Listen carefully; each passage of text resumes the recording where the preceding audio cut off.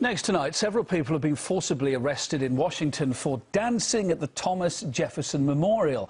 Among those held were RT America presenter Adam Kokesh. He joins us live now from Washington to tell us exactly what happened here. Alan, very good evening. Good to see you. So what exactly did happen then? Take us through it.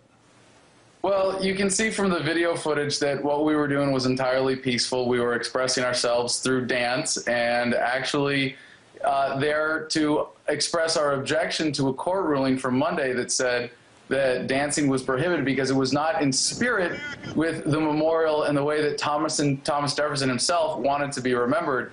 And I knew right away that that was another absurd piece of government crap, and we had to stand up against that and say, no, that's not acceptable. First of all, you don't have a legal definition of what dancing is to begin with, and I think Thomas Jefferson would want to be remembered by a place of freedom rather than a place where expression is suppressed. Yeah, Adam, we're just looking at the pictures there over your shoulder. We actually saw you being forcibly thrown down to the ground. I mean, the police reaction was pretty brutal, wasn't it, just for silent dancing? Well, in the United States, you have to understand something about police force, the police force here. It's really just the bad apples that give the other 5% a bad name. And the police force in America does not exist for public safety. It does not exist to provide for the needs of the people. It does not exist to solve crimes or hunt down criminals. It exists to generate revenue for the government and control the population. And what we did in our demonstration yesterday was expose the true brutal nature of the police force and the kind of people, the kind of thugs, the mentality of those that make up that police force, the people that think it's okay to body slam somebody and choke somebody because they're doing something that you don't like. And their excuse yesterday was that what we were doing was causing a disturbance at the memorial and essentially making it impossible for other people to enjoy the memorial. And if you compare that to the disturbance caused by their arrest, which led to them shutting the memorial itself down for about 30 minutes, they were clearly the greater disturbance. Yeah, Adam, I mean, as well as highlighting that, going back to what you're talking about just now, it's the whole principle of it. The dancers say the police violated their right to free expression. It does contradict, doesn't it, the US Constitution that guarantees the freedom of speech and meetings.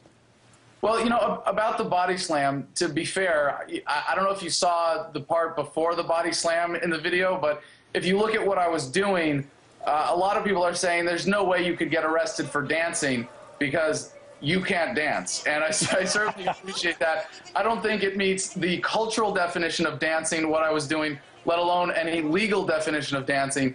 But if there is some legal definition that says moving a body in a rhythmic way of some kind legally qualifies as dancing, you know, I got to give it to the officers, because if you see that video, clearly I deserved what I had coming. Yeah, you probably wouldn't get any prizes for your dancing moves. But no, the protesters say they're going to be back next Saturday. Will we see more violent clashes than with police? Well, you're going as well then again, yeah? Yes, we are. No, it was I'm organizing the event on Facebook. We put it up last night as soon as we got home from this thing, as soon as I got out of jail. And I want to thank everybody who phoned into the police department here demanding our release, and I think it was responsible for how quickly we were released, given the circumstances. There were calls coming in, flooding the police department before we even got booked. So thank you to everybody, but really, if you want to support this cause, if you want to stand up to oppression in the United States, if you want to stand up to the police force that's out of control, join us next Saturday at noon at the Jefferson Memorial.